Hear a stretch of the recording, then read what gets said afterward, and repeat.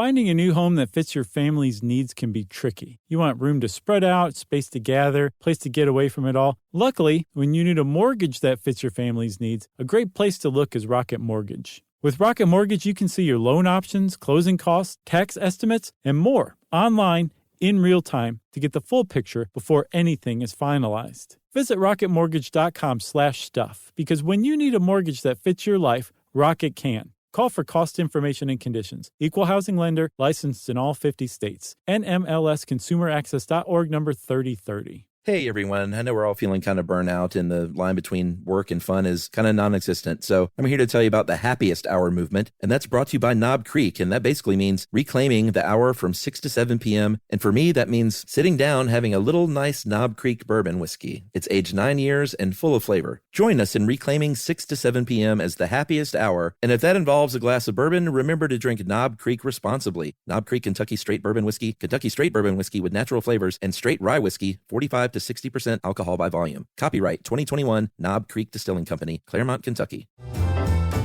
Welcome to Stuff You Should Know, a production of iHeartRadio.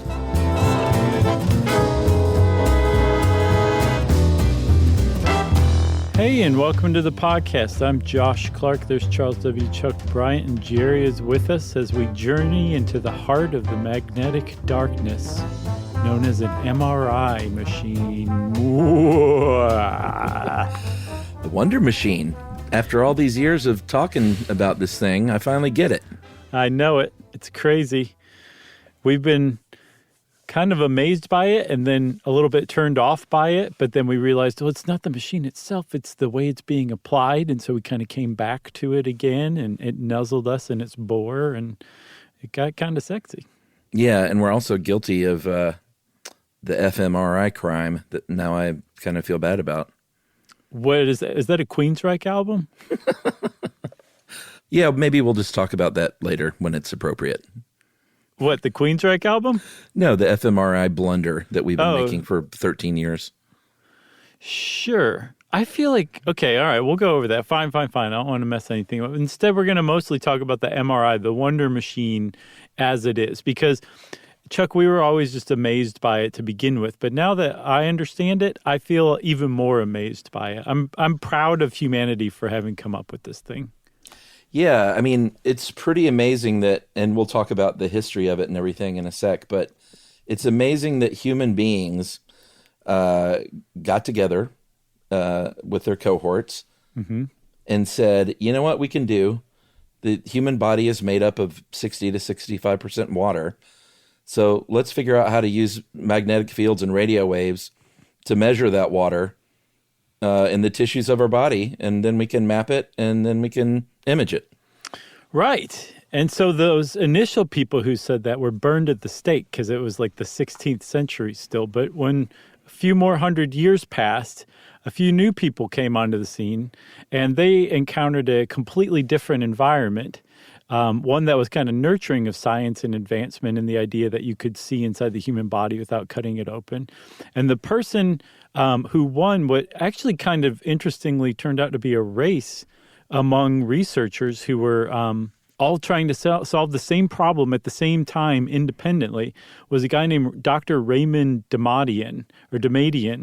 And he is credited as the first person to invent the fully functional human-sized MRI, but he's one of typically at least 3 people who are credited with inventing the MRI, if that makes sense. Yeah, I mean, when he got in there in July of 1977, nothing really happened, and I think one of his colleagues said, hey, maybe you're too big for this thing. They put in a smaller person, and it worked for the first time. It took about 5 hours to get an image. They named the thing Indomitable, and if you look up pictures, it's in the Smithsonian now of Indomitable. It's one of these things that looks like a bare bones version of what it ended up looking like. It's like the MRI version of a wicker wheelchair, I'll bet. Sort of. You didn't see a picture? No, because I suspected as much. I didn't want it to haunt my dreams. Yeah, I mean, it looks sort of like this big donut. I think the difference in this one is that it shows, and I'm not sure if it's Dr. Damadian in the photo or not, but they're actually wearing some coils around their body But there is a larger donut as well. Do they look like they're on Kraftwerk tour? Sort of. So there were two other people. Damadian was the first one. I'm glad that we settled on a pronunciation, by the way.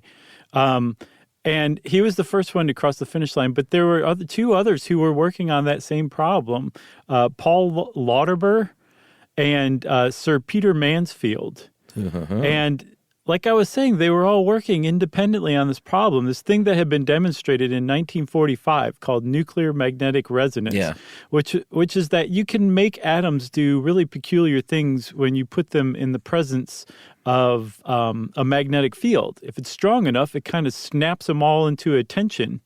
They click their heels and they say, "Yes, sir, I'll get that pate for you immediately." And that's not how they normally behave. And so these guys, Damadian, Lauterbur, and Mansfield, all were like, somehow, some way, there's a way to use this to use this nuclear magnetic resonance to look inside of the body. And that's what they set about trying to do. Yeah, and pretty early on, they cut the word nuclear out of it and went with imaging. So MRI was born. I think this wasn't probably a great time, and maybe it's never a great time to throw the word nuclear into anything. Everything from nuclear power to nuclear bombs have a bad rap, quite frankly. Yeah, it gets even worse if you pronounce it nuclear. Oh, man. And then there was someone else we do need to shout out, a physicist by the name of Seiji Ogawa, or Ogawa. How would you pronounce that? Ogawa, and it's Ogawa. Seiji. Any vowel you see in Japan just screams to be pronounced independently. Oh, really? Mm-hmm. They love so that. CGE? Seiji. That's what I would go with. Okay. I'm serious. I really think it is. No, I believe you. It just sounded funny. And so what happened, so why we're shouting this person out is because they discovered that if you have oxygen-poor hemoglobin, it's going to react differently by this magnetic field that's created in the MRI machine than really good oxygen-rich hemoglobin. And that contrast, you could basically eventually end up seeing blood flow, like imaging blood flow. Yeah, because what Damadian and his cohort were doing were imaging tissues inside of the body. Ogawa said, well, actually, you can track the flow of blood in those tissues as well. And it laid the groundwork for what became fMRI, functional MRI, and then also, more importantly, magnetic resonance angiography, which is basically tracking blood flow in blood vessels in real time, basically. Yeah, and all this stuff was revolutionary because, you really nailed it on the head earlier, like, you don't have to cut people open anymore to see this stuff. We've had x-rays for a long time, and they're great if you want to look at certain things like your bones and see if you got a cracked rib or something. But when it comes to soft tissue, x-rays were useless. We'll talk a little bit more about CT scans and why they're awesome in their own way, but still not as, functional as an MRI. Well, plus CT scans, I didn't realize this. CT is computed tomography. They use x-rays as well. So you're still getting that dose of radiation from a CT scan too. All right. So all that is just to lead up to say that the MRI just beats them all. Those other machines stink. It truly earns its nickname, the Wonder Machine. Boy, I feel like we should take a break before diving into this thing. Should we? I'm thinking, hold on. Yeah, I think this is a good spot for a break. Okay, let's do it.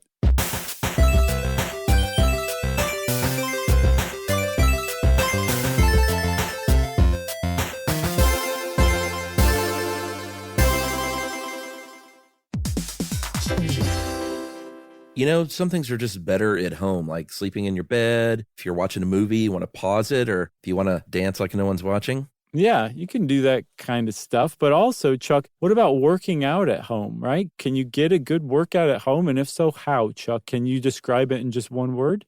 Peloton. That's right, Chuck. Peloton has you covered with every workout you can imagine at home. From hitting the bike to doing cardio to things like meditation and yoga, you can do it all with Peloton. And Peloton also makes it fun, interesting, and even most important of all, Chuck, it motivates you to actually work out. That's right, man. I really love their curated music. I get on that bike and I ride. With the Peloton bike, there's nothing like working out from home, and you can learn more at onepeloton.com. That's OnePeloton.com. New members can try Peloton classes free for 30 days. Go to onepeloton.com/app. Terms apply.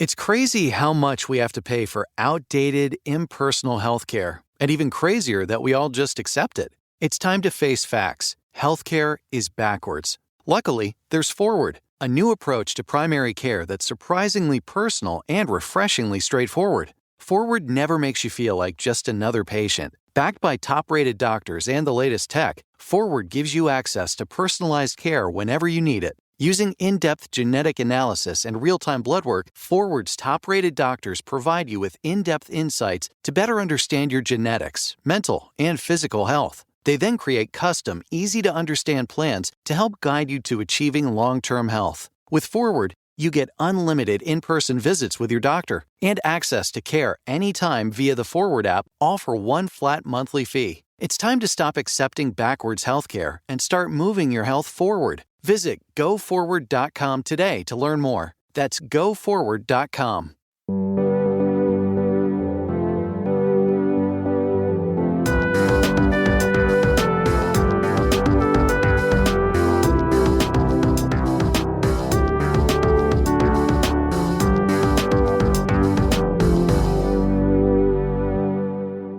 Okay, so we're back, and a bit of an early break, but that's because we're about to get in the weeds with the actual nuts and bolts. Ironically, probably doesn't have any nuts and bolts.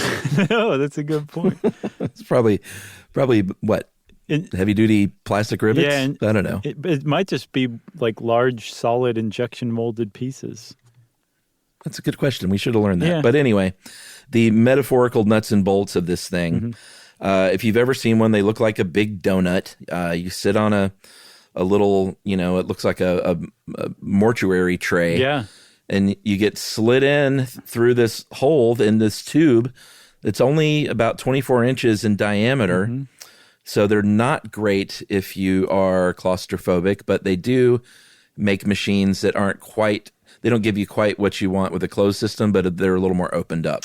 Yeah, and I got the impression that they're starting to really kind of revisit those because you can't produce quite as great a magnetic field or as powerful a magnetic field with an open system. But I think they're starting to figure out you don't necessarily need the most powerful magnetic field. So stay tuned for that in 10 years. But right. the most important part of the whole MRI machine, obviously, is the magnet. That's what produces the magic, is this magnetic field that donut, that elongated donut that you're slid into in the tube, that is the magnet, basically. And it's not like a magnet like you'd put on your fridge.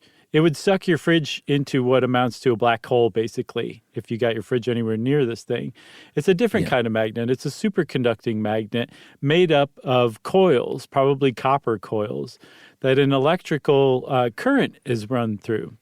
And when you run an electrical current through a coiled set of metal, you can produce a magnetic field. That's great, like fantastic. But to produce the kinds of like the powerful magnetic fields that they're producing in an MRI, you actually need a superconducting magnet. And that's just a whole nother level. Yeah, I mean, if you want to create a very large and stable field, and we're talking, I think they measure magnets in, is it Gauss?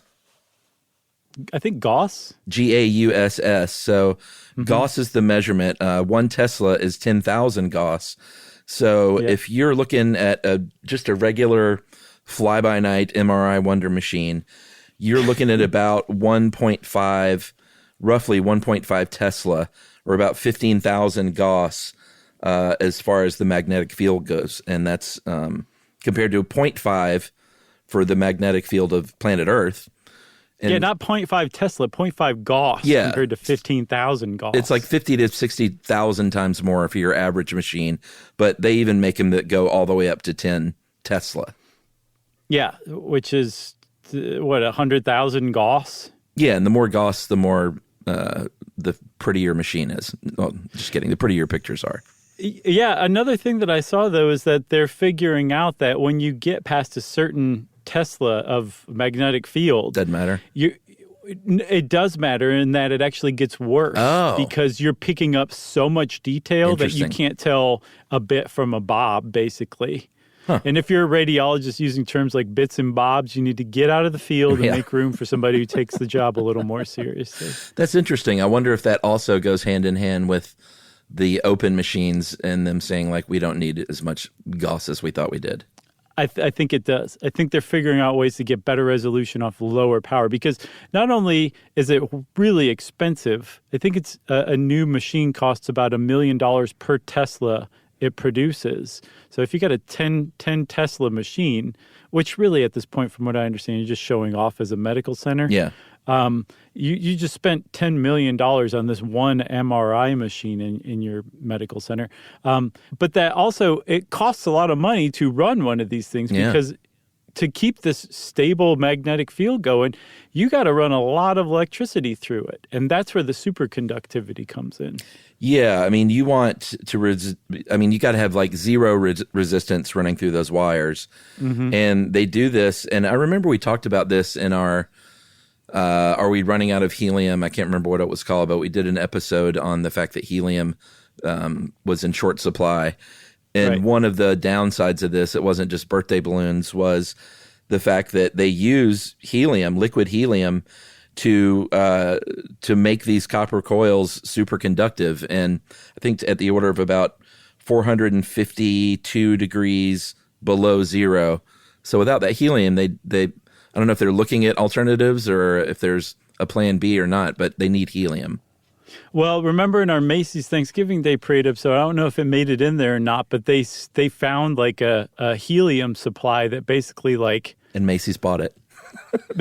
that basically like expanded our supply of helium by some infinite amount. So we're like flush with helium. That's true. I remember that. So I think we're okay. So we can just, the can was kicked down the road, Chuck. We don't need to worry about that. Yeah, exactly. We don't need to plan for the future. Like Y2K, right? That's exactly right. Nice call out.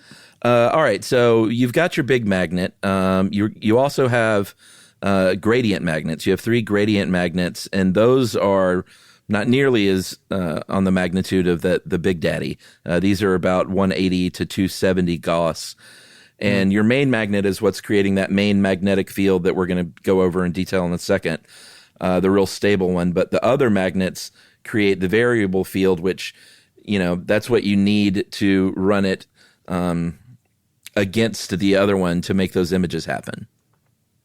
Yeah, that's basically what you use like to direct the beam, essentially, as it were. Like if you need a shoulder looked at, it would be in a different location than your knee. Yeah. And you would say, well, actually, I need it a little to the left. And you would use these gradient magnets to move the magnetic field. And what you're really moving, from what I understand, with the gradient magnets is a radio frequency pulse. Yes.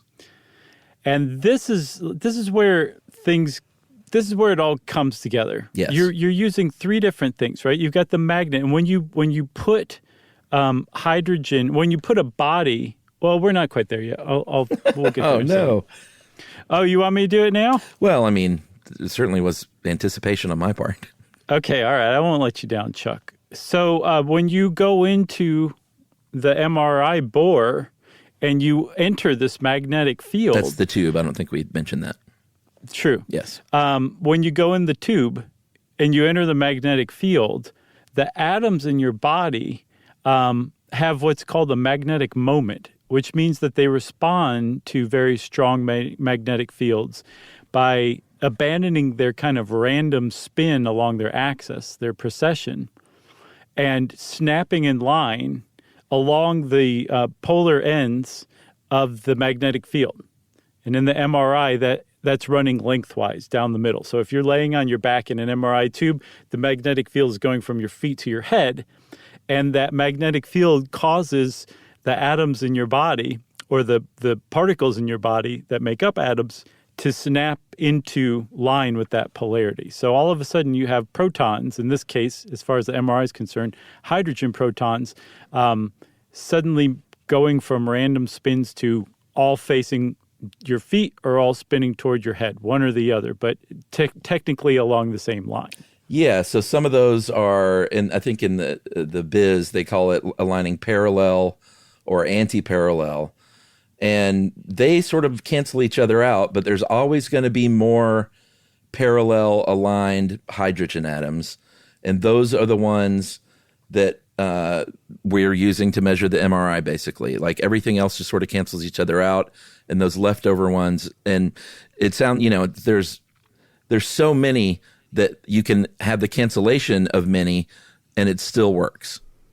So I only saw this in the How Stuff Works article. Everywhere else I saw basically made no mention of the fact that, like, whether they were aligned toward your feet or toward your head, like that mattered, and that you were focusing on the ones that hadn't aligned. Like, I only saw it in this article. Oh, I saw it in other places. Oh, you did? Okay. So then... Kid science articles. They were all based off this How Stuff Works article. No, you could tell they were original. I was just teasing. I love kid science websites, Chuck.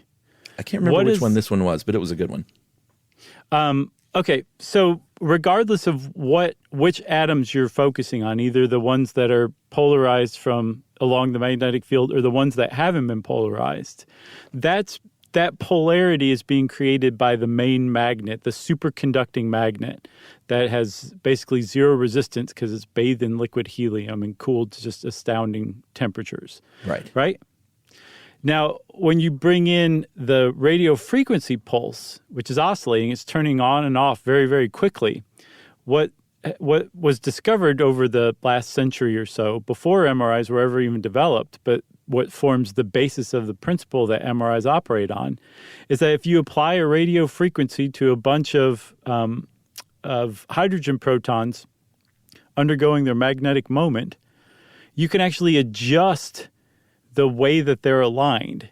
You're kind of like pushing or pulling them out of alignment, and they're kind of struggling against it, but you can overcome that with the radio frequency pulse. And so that's basically step one of the MRI, is getting them knocked out of that polarity so that you can turn that off and basically gauge and measure them as they snap back into that polarity. Yeah, and that radio frequency pulse, it has to be the same frequency of those spinning protons.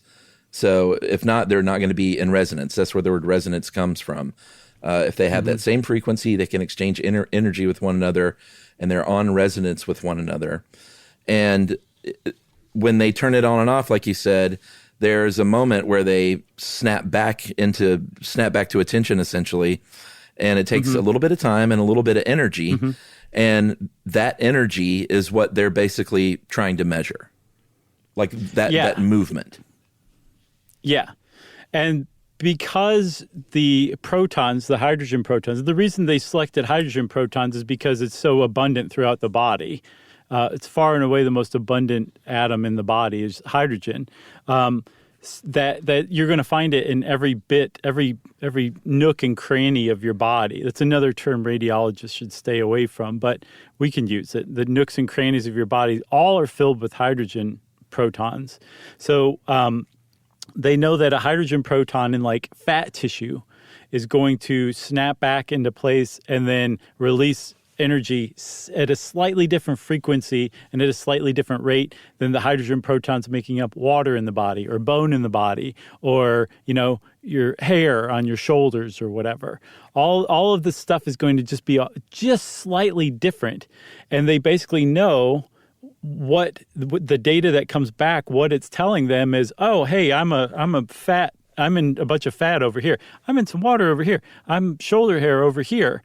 And this is the data that gets transmitted to the computer that's measured by the computer that's running the MRI. Yeah, and that energy burst that it emits, it's at a very specific frequency named the Larmor frequency after an Irish physicist named Sir Joseph Larmor. He discovered this all the way back in 1897, and you will never need to know this information, but just in case you want to know, the Larmor frequency for hydrogen in this case is 42.58 megahertz per Tesla of magnetic force. I don't even know if that's like a cocktail That's not even a Jeopardy That's just question. something. That's a dark little pet you keep in your pocket that you pull out and like stroke every once in a while to just reassure yourself that you're very smart. Yeah, like LeVar Burton, should be LeVar Burton, would ask that question on Jeopardy, and Ken Jennings would say, "You got to be kidding me. Nobody cares." So you're pulling for LeVar? He's not going to make it. I mean, the other guy, somehow the executive producer of the show is sort of naming himself. Oh, really? Yeah, I mean, he said that he didn't make the call, but I don't know, man. I thought LeVar Burton was great and would be great for that show. I'm part of Team George Stephanopoulos. Oh, did he guess? Yeah. Or Aaron Rodgers? He did a good job, I didn't see that one. but he's still got more football to play. I'm with you, though. I think LeVar Burton would be wonderful. And from what I read, he really wants it, too. So He did a great. I just don't get it, and a lot of people are mad already. So I'm not alone. So the decision's been made. It's the executive producer now. It said that they're in the final negotiations, and now there's some people pointing to his past because this guy's a experienced game show executive producer, and they were like, "Yeah, when you were on The Price is Right, you did some not so great things," and so we'll see what happens. I don't know. What a dusty old crotch. Oh, I don't know. We'll see what happens. Let's bring humility back, everybody. Just in small doses is fine. That's right. And this has been Game Show Soapbox with Chuck and Josh. That's right. And speaking of, go listen to our live game shows episode, I think from Denver. That was really good. Did we do one on game shows? Oh, my. Yes, we did. It's been a while. It was a good one. All right. So where are we? We were at the Larmor frequency. I guess the one thing we need to mention, too, you talked earlier about the gradient magnets being applied to very specific parts of the body. In the biz, they call those areas slices. So you can just get if you hear someone, and if you're going to get an MRI and you're nervous and they say get a slice of the shoulder, Right. You're not getting a slice. The whole point is that of an MRI is that you don't get sliced. Yes. And one of the other advantages is that because you can move these gradient magnets all over the place at all different planes, you can get all sorts of different views of the same area, top, bottom, side, underside, all the sides. And that's a huge, huge advantage that MRI offers. Again, without spilling a single drop of blood. Yeah, and I guess the final piece of the puzzle here is this is all well and good that this little magic machine works like this, but you still have to be able to have a doctor look at a picture of this stuff. The imaging part of MRI is just as important as the rest because that's what they need to assess your situation. And they do this through the magic of computers and math. And I think that's that, right? We don't have to go any more into it than that. I mean, I don't fully understand it. Do you? It makes it the image and turns it to a mathematical formula that allows the computer. Probably like 50 people on the planet who fully understand how that happens. All right, good. All I know is there's a really expensive computer attached, and it's the one that converts all that data into a 2D or 3D image. That's right. And that's all you need to know, really. Yeah, and then it ends up in the hands of a radiologist who basically says, oh, it's this. Oh, it's a donkey, that kind of thing.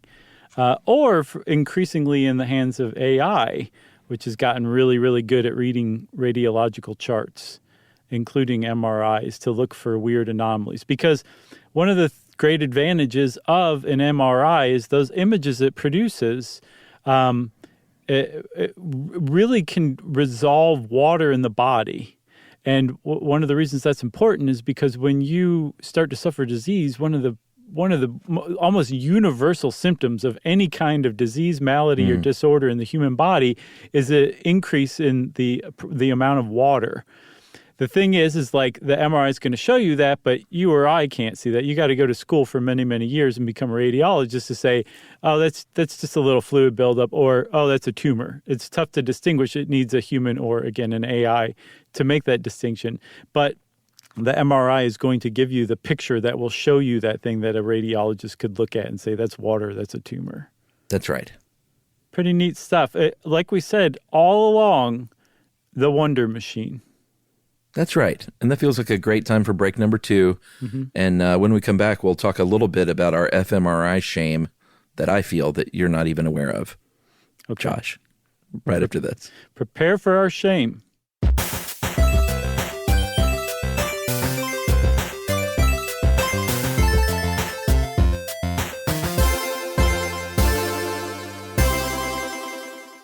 These days, you have to keep everything moving and reinvent the wheel.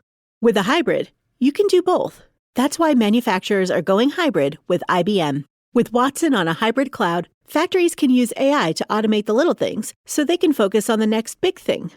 Businesses that want to innovate at scale are going with a smarter hybrid cloud using the technology and expertise of IBM.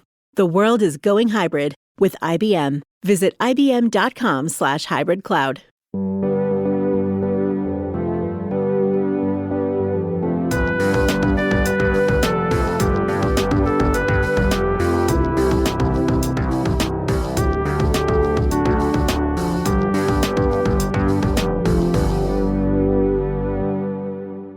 All right, Chuck, why should we be ashamed? Because I think I remember things Yeah. differently than you do. That's what I think it is.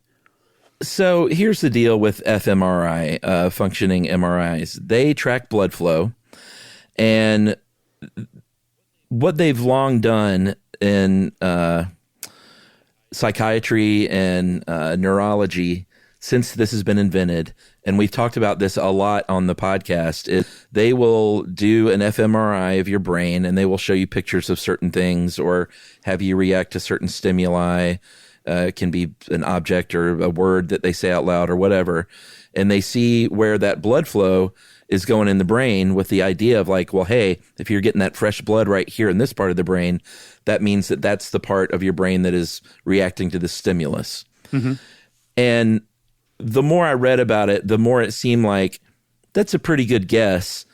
And we don't really know what's going on with the neurons. This is just seeing what's lighting up. And I think where I feel bad is many, many times over the years, we've said, you know, and then they showed him a picture of this and bada bing, bada boom, this part starts lighting up. So case closed. And it's not as like kind of bulletproof as that.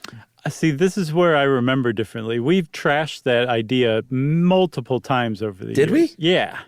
Oh, okay. Totally. I remember specifically talking about one study where a guy put like a dead salmon in an MRI and then wrote a paper about what it must have been experiencing because some voxel showed lit up. Really? Yeah. So we made good as we went along. Yeah. Totally. Okay. Totally. We sniffed that stuff out. We've been sniffing that stuff off the case since 2008. Oh, man. Yeah. All right. Well, I don't feel bad anymore. No, don't. We've definitely trashed that over the years. And it was worth being trashed in that somebody figured out, like, you can use this to a certain degree. Mm-hmm. And yes, you can see, oh, this region's lighting up. But what they quickly found is that a region of the brain has hundreds or thousands or countless numbers of neurons involved in that area. And they're not all just doing the same thing. They're all performing different functions. They're all connected in different ways. And until we can get our resolution down on basically the individual neural level, there's 0 point almost in putting someone in an fMRI and showing them pictures of whatever and seeing how they're stimulated. Because it's all just guesswork. Somebody compared it to phrenology, modern phrenology. You're just extrapolating huge things from very limited findings. And so we've figured that out very early on. Like, that's been a long-standing criticism, and we definitely dialed into that. I feel better than ever then about our efforts. I'm so glad, man. Thank you for correcting that. Although one good thing about fMRI is that angiography, where you can track blood flow outside of the brain and extrapolate it beyond, social psychology studies. Right. Yeah. If a social psychology study could even get enough funding to pay for an MRI rental. We had some social psychologists and husbands and wives of social psychologists that write in, and they were kind of mad at us, at you. I think they're mad again.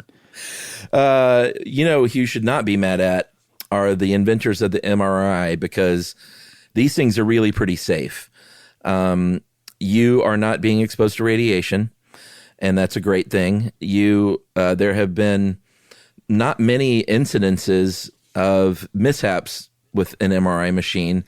One of the dangers of an MRI is obviously the super magnet is going to be metal. If you've ever had one, they're going to ask you several more times if you have any metal on your body. You're not going to go in there with your earrings. You're not going to go in there with even certain kinds of makeup has metal in it. If you have a pacemaker or aneurysm clips in your brain, or if you're like me, dental implants, you're going to want to talk to them about that. And because some of that stuff is still okay. It's not like it will rip a pacemaker out of your chest because they're smarter than that now. But if you have an old pacemaker, that might be a problem, right? Yeah, and even a new pacemaker can malfunction in the presence of a really strong magnetic field. It won't be ripped from your chest, but it might stop working. And that's not good. You don't want that to happen. But there are like if you have like metal anywhere on you, it will be pulled out of your pocket. Your pocket might be pulled right off of your pants, basically, depending on whether it's one of those externally sewed pockets or an internal. Well, you're probably going to have a gown on anyway. Sure, but you could just be some schmo who likes to stand around MRI rooms and gained entry. One of the big problems is the actual medical equipment themselves. There's medical equipment that has been developed to be used in an MRI room. And then there's medical equipment that accidentally finds its way into an MRI room and ends up getting sucked violently into the bore. And that is really dangerous. There's actually some astounding pictures on the internet if you search MRI catastrophe of there's one, and I can't tell if it's real or not. There's a wheelchair that's sucked into the bore with feet sticking out from under it. I didn't see a corroborating story, but people have died from being hit by objects or pinned to the bore between a metal object and the bore. And it's very, very rare. It's very infrequent because people running MRIs tend to know what to look for and what questions to ask and what to look out for. But it has happened. And when it happens, it's got to be one of the most violent things you could ever witness. Yeah, about 20 years ago, there was a boy who was killed when an oxygen tank was pulled into the bore. But like you said, that's the kind of thing that makes the news the world over because it's so rare. I think every year there are millions and millions of MRI scans in the United States alone, and the FDA gets about 300 adverse event reports annually. And most of these are like, my skin burned some because it got really hot. Because I don't think we mentioned, like, the MRIs I've had have been very brief, just a few minutes. You can be in there for like an hour or an hour and a half, and you have to lay completely still. And the sound that they make is just, it's unnerving. It's like this digital clanging, and there are klaxons and buzzers, and it's just not, I remember I talked about it years ago on the show when I had my first one. It's not a relaxing scene at all. It's a little unnerving, even though you know it's safe just because of the noise. So, but it is safe. Like, accidents usually don't happen. Yeah, that noise. I forgot you had one before. I've had a couple now. From what I understand, that noise is relative to the Teslas that the Maid magnet puts out, because when you put the I guess maybe the gradient magnets in there, they respond to that Maid magnet, and that's what produces that hammering or clacking sound or whatever. And it can get really loud and give you tinnitus or hearing loss, even if they don't give you, earmuffs. Have you still never had one? No. Let me just knock on wood there. How did yours turn out? Pretty great? Yeah, I can't even remember what the first one was for, to be honest. It was so many years ago. Mm-hmm. And then I had one more recently for my gut. Oh, yeah? Yeah, for my GI. They were looking at my GI flow, not flow. Below? They were looking for stuff. Your colon below? They were looking for diverticula specifically. And so I was in an MRI machine, and that didn't take very long. And I think they use dye for that one. That's another thing that we didn't mention is I don't think they always use dye as a contrast, but sometimes they do. Yeah, about a third of them they use dye. And the dye seems to be, from what I can tell, the only truly questionable part about the MRI experience, because when you come out of that magnetic field, your atoms all go back to normal the way they were, and there's no long-term effects. But apparently, the dye they use is made of gadolinium, which is a metallic element. And they collate it so that your body doesn't stick around your body. You actually pee it out. It gets processed through your kidneys. In very rare instances, some people hang on to it and it can cause a little bit of kidney damage. But far and away, almost everybody passes it. It seems to be the question is using dye when you give an MRI to a woman who's pregnant, because the woman will pee it out, but the little baby in uterus or in utero recycles the stuff that comes in there. So it will just be ingesting and peeing that gadolinium until it's born. And that's not really good for the old kidneys. So apparently, the FDA recommends that you err on the side of the mother's health. Like if it's a medical emergency and that requires an MRI for the mom, including dye, the FDA and apparently the AMA would say, just go ahead and do it. And roll the dice. But if it's not a medical emergency and the woman has to get an MRI, they would probably avoid using the dye. The dye was that was kind of one of the more interesting parts, because you can feel it cold running through your body. Wow. Which is really interesting. And I got a taste in my mouth, like this kind of funky taste. Wow, that's really amazing. Yeah, which is always a little weird. You mentioned pregnant women, though, but kids is another thing. MRIs, I think 90% of MRIs go to fully grown adults. Mm-hmm. And kids present a problem because kids are fidgety, obviously. Mm-hmm. And they're hard to keep still, and you got to start over if you want to get a good picture. So it's kind of been tough, and a lot of times they have to anesthetize a child to put them in an MRI machine, which... anytime you're going under anesthesia, there's a risk there, and people don't like doing that in general if you don't have to. So there are some really smart people working on that. I think a few years ago, there was an article about a Stanford pediatric radiologist named Shreyas Vasanawala. And he was working on basically kind of making tailor-made MRI machines for kids that are smaller and a little more open and don't have these huge bulky coils for their little bodies. That's amazing. What a great thing to do with your time, Agreed. I mean, or you could just get on a podcast and run your mouth. You're right. I think that's a less good thing to do with your time, but regardless. I think the MRI machine is still, maybe even more than ever, the wonder machine, Chuck. I agree. And it's cool to know how it works. And, if you heard this and go in to get an MRI, it might arm you with a little knowledge. You can go in there and talk about what was that number again? The frequency? 42.58 megahertz per Tesla. Yeah. Of magnetic field applied. Just go in there and start throwing that around while you have your smartphone in your pocket. That's right. Hopefully, at the very least, if you're about to get an MRI, this made you a little less nervous about it. Agreed. Well, if you want to know more about MRIs, just do a little research or maybe go get one done. Go hit up your doctor and say, how about an MRI? Let's check it out. And they'll say, okay, hop in. I could use the money. And since I said I could use the money, obviously it's time for listener mail. That's right. Before I read this one, I do want to shout out, we got quite a few emails on people who have the weird compulsion to equal out the crack stepping with their feet like I do. I noticed that too. I was kind of surprised at how many people had that same thing going on. And the people, I think I read one of them that said he also liked to chew and equal on both sides of his mouth. Quite a few people also had that, which I don't have. But it's nice to know that us crack steppers are, I don't know, I feel united.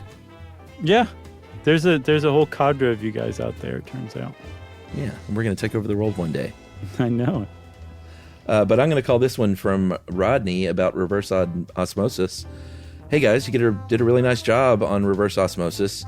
It can indeed solve the drinking water problem worldwide, as well as help solve some of the environmental problems in our industrial processes.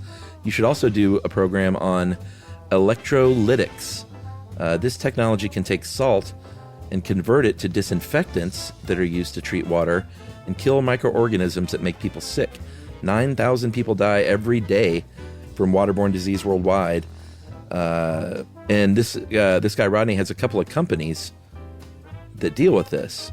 So offered us up some technical assistance if we wanted to do something on that. Nice. Very nice. Thanks a lot, Rodney. Appreciate that offer. And congratulations to you for saving the world. Agreed. If you want to get in touch with us like Rodney did because you're saving the world or because you just want to say hi, doesn't matter. We're fine either way. You can get in touch with us by sending an email to stuffpodcast@iheartradio.com. Stuff You Should Know is a production of iHeartRadio. For more podcasts from iHeartRadio, visit the iHeartRadio app, Apple Podcasts, or wherever you listen to your favorite shows.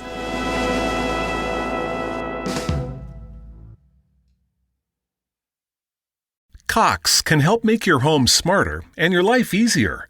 Now you can use your Contour voice remote to connect to your home life cameras so you can view them right on your TV screen using simple voice commands.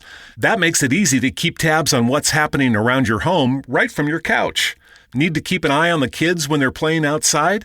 Just say, "Show me my backyard camera" into your Cox voice remote and watch them while you're in the house. And if you're waiting for a delivery and want to make sure it's there on time, no problem. Just say, "Show me driveway camera" to check on it with your Home Life HD cameras on the TV screen while you go about your day. When you live in a home powered by Cox Internet, you can stay connected to what matters and let Cox take care of the rest. To learn more about all the benefits of your connected home, visit cox.com/thisishome today. I want to get back to kissing the cheeks of my grandbabies, making Sunday dinner with a house full of family and lots of laughs. COVID-19 has changed how we live and how we feel. But now, there are vaccines. And they are the very first step that let us get back to what we miss most. It's okay to have questions. Is it safe? Should I wait? Now, get the facts. Visit getvaccineanswers.org so you can make an informed decision when vaccines are available to you. Brought to you by the Ad Council.